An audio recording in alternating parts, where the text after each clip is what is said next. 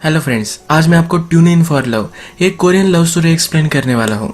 दो लोग एक दूसरे से मिलते हैं पर हालातों की वजह से जुदा हो जाते हैं। एक दूसरे से प्यार तो ये करते हैं पर हमेशा जुदा हो जाते हैं। आज की मूवी बहुत ही ब्यूटीफुल लव स्टोरी है। अलग अलग टाइम पीरियड में बहुत ही ब्यूटीफुल तरीके से हमें मूवी दिखाई गई है। तो चलिए इस मूवी को एक्सप्लेन करना स्टार्ट करते हैं। मूवी स्टार्ट होती है और हमारी मेन कैरेक्टर जिसका नाम है मिसू, ये हमसे इंट्रोड्यूस कराई जाती है। मिसू की एक बेकरी है जिसमें वो काम करती है। एक दिन वो ऐसे ही काम कर रही है और वहां से ह्यून गुजरता है। ये हमारा और एक मेन कैरेक्टर है। ह्यून फिर बेकरी में आकर सोया मिल्क मांगता है। इसके अलावा उसे टोफू भी चाहिए। मिसू उसे देखकर डर जाती है क्योंकि ह्यून पहले जेल में था और इसके बहुत सारे चर्चे थे। बेकरी में टोफू और सोयाबीन दोनों नहीं होते तो दूसरी बेकरी में उसे जाने के लिए कहती है। मिसू के साथ इंजा भी काम करती है। इनकी बेकरी में हेल्प करने के लिए इन्हें एक आदमी की जरूरत होती है, इसके लिए इन्होंने बाहर रिक्वायरमेंट लिखी हुई होती है। ह्यून जब इस बेकरी से गुजरता है तो इसे वो नोटिस करता है पर मिसू जल्दी से इसे निकाल लेती है। ह्यून स्कूल जाता है और टेरेस पर जाकर वो बहुत ही दुखी है, ये हमें दिखता है। इसका रीजन क्या है ये मूवी में नेक्स्ट हमें पता चलेगा। शाम होती है तो ह्यून बेकरी में आता है। वो इंजा और मिसू से कहता है कि वो यहाँ काम कर सकता है, उसे पैसों की जरूरत है। ह्यून अब अच्छे से वहाँ काम करने लगता है। एक दिन ये सब बैठे हुए होते हैं तो ह्यून मिसू और इंजा से पूछता है कि तुम मदर डॉटर नहीं हो ना। इंजा कहती कि नहीं। ये फिर उनकी स्टोरी से सुनाती है। मिसू भी कहती है कि मेरी मदर के साथ इंजा काम करती थी। जब वो बीमार पड़ी तो इंजा ने सब कुछ सीख लिया था। उनके गुजर जाने के बाद इंजा ही मेरा ख्याल रखती है। ये मदर डॉटर नहीं है पर इनके रिलेशनशिप कोई मदर डॉटर से कम भी नहीं है। ये दोनों फिर ह्यून से जब वो जेल में था उसके बारे में पूछती है। ह्यून कहता है कि जब मैं जेल में था तब सब डेज सेम थे। रेडियो पर एक शो आता था, उसी वजह से मुझे टाइम पता चलता था। मेरा रूटीन, मेरा खाना पीना सब कुछ एक ही टाइप का होता था। मैंने तब इमेजिन किया था जेल से जब मैं बाहर आऊंगा तो बहुत सारी चीजें खाऊंगा। इसी वजह से फर्स्ट सीन में टोफू और सोया मिल्क जैसी चीजें मांग रहा था। बहुत सारे दिनों तक ह्यून अच्छे से काम करता है। फिर क्रिसमस आता है। इंजा क्रिसमस के लिए स्पेशल डोनट्स बनाते हैं। ये मिसू और ह्यून दोनों को बहुत पसंद आते हैं। इंजा को आइडिया आता है कि ह्यून को नया हेयर कट देना चाहिए। ये हेयर कट देखकर बहुत सारी लड़कियां ह्यून से अट्रैक्टेड हो जाती है और हमेशा बेकरी के आसपास ही घूमती है। मिसू इनसे जरा जेलस होकर इन सब को भगा देती है। ह्यून और मिसू जब दोनों बात करते हैं तो ये एक ही एज के हैं। अब काम करते वक्त इतना सारा टाइम एक दूसरे के साथ गुजारते हैं। रेडियो पर हमेशा एक शो चलता रहता है, इसी वजह से इस मूवी का नाम भी ट्यून इन फॉर लव है। एक दिन जब बारिश आती है तो एक दूसरे को देखकर ही ब्यूटीफुल स्माइल करते हैं। ह्यून अभी भी मिसू को मैम बुलाता है तो उसे कहती है कि हम दोनों एक ही एज के हैं। मिसू और इंजा इस पर बहुत हंसते हैं। क्रिसमस के लिए क्रिसमस ट्री लगाई जाती है। ह्यून, मिसू और इंजा ये सब तीनों मिलकर फोटो खींचते हैं। एक दिन इनके बेकरी के सामने अचानक से कंस्ट्रक्शन स्टार्ट हो जाता है। इस कंस्ट्रक्शन से इनका बिजनेस हर्ट हो सकता है। एक दिन ह्यून जब बेकरी में ही काम कर रहा है तभी उसका एक फ्रेंड उसे स्पॉट कर लेता है। ये उसका फ्रेंड जेल में से है। इंजा ने स्पेशल कपकेक बनाए थे। छोटे छोटे बच्चे इसे खाने के लिए आते हैं। ये जो क्रिसमस का माहौल है ये बहुत ही ब्यूटीफुल है पर ह्यून का फ्रेंड उसे मिलने के लिए आया है तो बहुत ही अनकंफर्टेबल महसूस करता है। ह्यून का फ्रेंड अपने और कुछ फ्रेंड्स को कॉल कर देता है और ये सब ह्यून को लेने के लिए आते हैं। ह्यून का मंथ अभी कंप्लीट नहीं है पर फिर भी वो इंजा से एडवांस पैसे मांग लेता है। उसके फ्रेंड्स उसे बुलाते हैं तो फ्रेंड्स के साथ चला जाता है। मिसू और इंजा ये दोनों हताश होकर बैठती है। मिसू इंजा से पूछती है क्या तुम्हें लगता है कि वो वापस आएगा। इंजा कहती कि शायद आ सकता है। इंजा समझ गई थी मिसू उसे लाइक करने लगी थी। ये सारे फ्रेंड्स अब ड्रिंक करते हैं। एक फ्रेंड एक फोटो निकालता है और टेबल पर रख देता है। ये उनके एक ओल्ड फ्रेंड का है जो अब मर चुका है। ह्यून अब सब याद करता है। स्कूल के टेरेस पर ये सब फ्रेंड्स गेम खेल रहे थे। ये खेलते खेलते ही लड़ाई हो गई और एक्सीडेंटली उनका फ्रेंड ऊपर से नीचे गिर गया। इसी वजह से ये जेल में था। हमने प्रीवियस में देखा था कि टेरेस पर जाकर ह्यून बहुत ही दुखी था, यही वो वजह थी। इस होटल में ये सब फ्रेंड्स दारू के नशे में ही है तो वहाँ एक क्लाइंट आता है और उससे इनकी लड़ाई हो जाती है।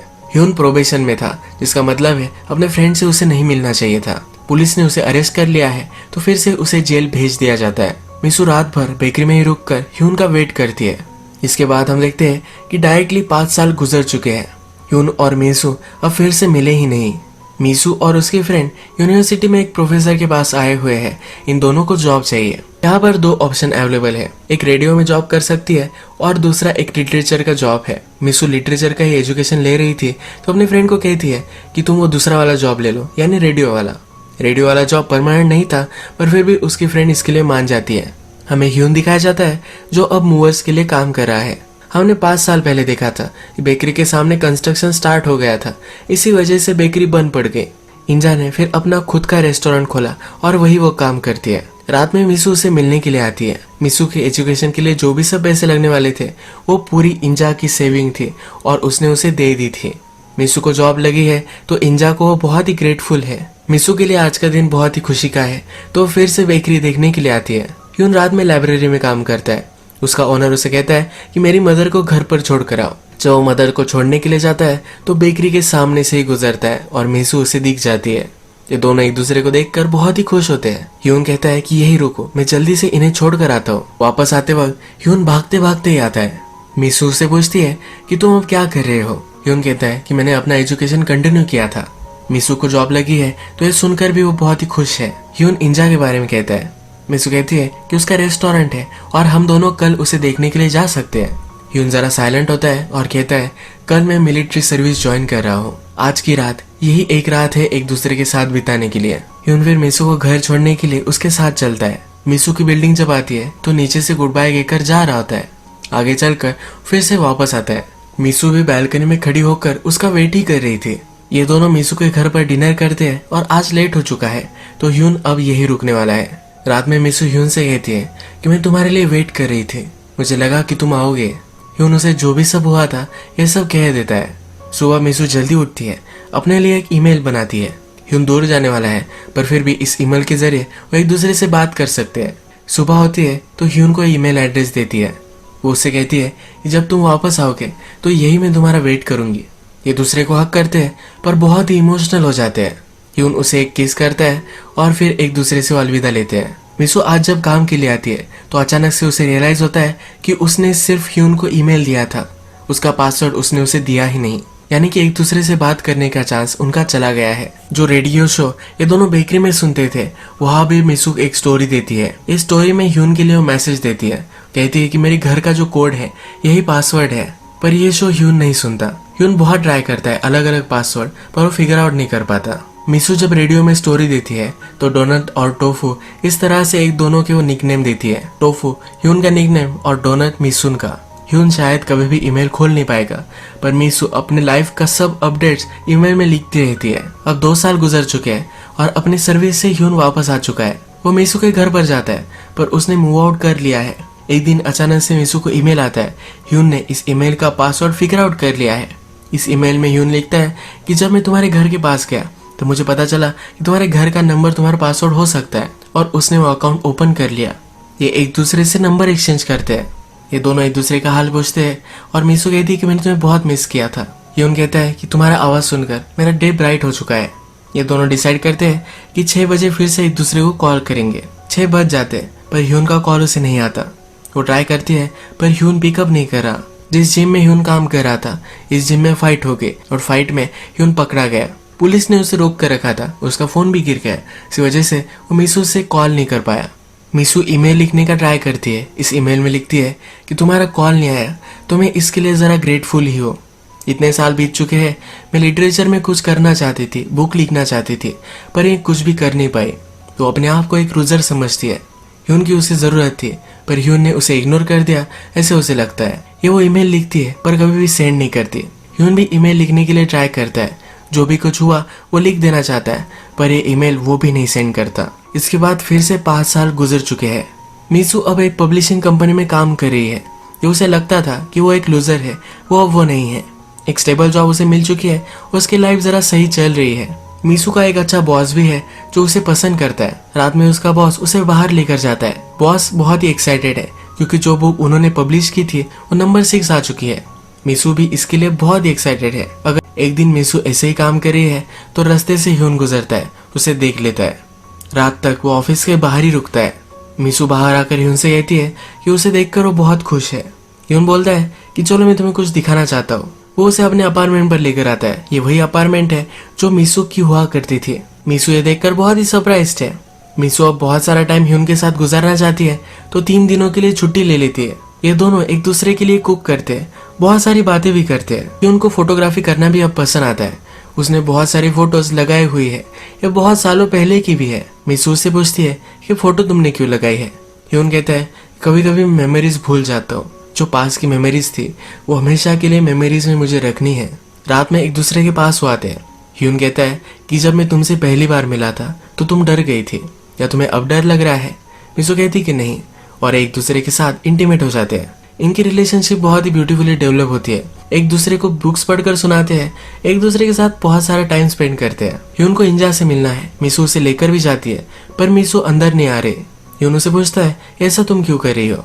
मिसू कहती है इंजा में बहुत सारा पोटेंशियल था, वो एक बड़ी शेफ बन सकती थी, अच्छे से अपनी लाइफ जी सकती थी, पर एक आदमी से उसने शादी कर ली और उसके बाद उसकी स्टेप डॉटर को ही वो संभाल रही है।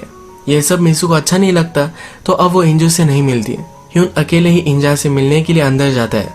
इंजा उसे देखकर बहुत ही खुश है। इंजा की स्टेप डॉटर ऊपर आकर सिगरेट पी रही है, तो मिसू उसे पकड़ लेती है और उसे बहुत डांटती है।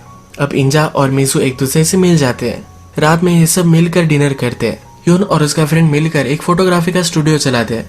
ह्यून के फ्रेंड को एक स्टेबल जॉब चाहिए, इसीलिए वो छोड़कर उसे चला जाता है। हमने मूवी में देखा था कि मिसू की फ्रेंड एक रेडियो स्टेशन पर काम करती है। इस रेडियो स्टेशन पर एक फोटोग्राफर होने चाहिए।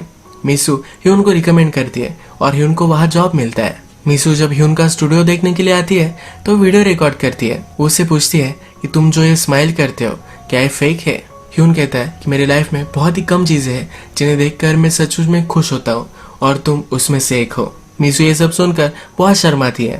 ह्यून मिसू का फोटो निकालकर अपने स्टूडियो की सीलिंग पर लगा देता है, यानी कि आसमान में जब भी वो देखे तो उसे मिसू ही दिखे। एक दिन मिसू और उसका बॉस बैठा हुआ होता है, तो उसका बॉस उसे एक प्लान दिखाता है। मिसू का बॉस उसे एक लोकेशन दिखाता है और कहता है कि ये बेकरी तुम रन कर सकती हो। मिसू को बेकरी पसंद है और उसके बॉस को पता था, तो डायरेक्टली पूरी बेकरी ही मिसू को उसने दे दी है। मिसू भी सुनकर बहुत ही खुश है। ह्यून आज काम से जल्दी से आने वाला था। मिसू उसका वेट कर रही थी, पर अचानक से उसके फ्रेंड्स का उसे कॉल आ गया। ह्यून का जो फ्रेंड एक्सीडेंटली मर गया था, आज उसका मेमोरियल है। ह्यून और उसके फ्रेंड्स जाकर हर मेमोरियल डे पर उसकी मदर को पैसे देकर आते हैं। ह्यून छुपके से जब ये रख रहा होता है तो उसकी मदर उसे स्पॉट कर लेती है। उसे पूछती है कि अब तुम क्या कर रहे हो? वो कहती है अगर मेरा बेटा जिंदा होता तो तुम्हारी एज का होता, वो भी अब जॉब कर रहा होता। तुम सब लोगों ने जो भी किया वो बहुत ही गलत था और इसके लिए तुम्हें जेल में होना चाहिए था। ह्यून उसे सॉरी कहता है। उसे बहुत ही गिल्टी महसूस होता है, तो बहुत रोता है। ह्यून अपने फ्रेंड के साथ जब था तो अपना फोन उसके फ्रेंड के यहाँ ही छोड़ कर गया था। मिसू कॉल लगाती है तो ह्यून का फ्रेंड इसे उठाता है। मिसू ह्यून के फ्रेंड से पूछती है कि वो सब कहाँ थे। ये सब कुछ उसे बता देता है। जब रात में ह्यून घर पर आता है तो मिसू ये सब सवाल पूछती है। ह्यून इस सब से डिस्टर्ब होता है। उसे कभी भी इस चीज के बारे में बात नहीं करनी होती। वो डायरेक्टली उठता है और घर से बाहर निकलने लग जाता है। मिसू कहती कि ऐसा मत करो, क्या हुआ? ह्यून बोलता है कि तुम ही एक थी जिसे कुछ भी पता नहीं चलना चाहिए था। उसका फ्रेंड मर गया था, इस वजह से वो हमेशा गिल्टी महसूस करता है और ये सब चीजें वो मिसू से दूर रखना चाहता है। हर आदमी ह्यून को ही दोषी मानता है। ह्यून मानता है कि अगर मिसू को पता चल गया तो अलग नजर से उसे देखेगी। ये आइडिया वो इमेजिन नहीं कर पाता और डायरेक्टली घर से निकल जाता है। जिस फ्रेंड ने मिसू को बताया था उसे वो बहुत मारता है। उसका फ्रेंड भी उसे मारता है। उसका फ्रेंड कहता है तुम्हें क्या लगता है कि सिर्फ तुम हर्ट हो रहे हो? तुम्हें जो महसूस होता है ये हम भी महसूस करते हैं। मार खाकर डायरेक्टली इंजा के पास आता है।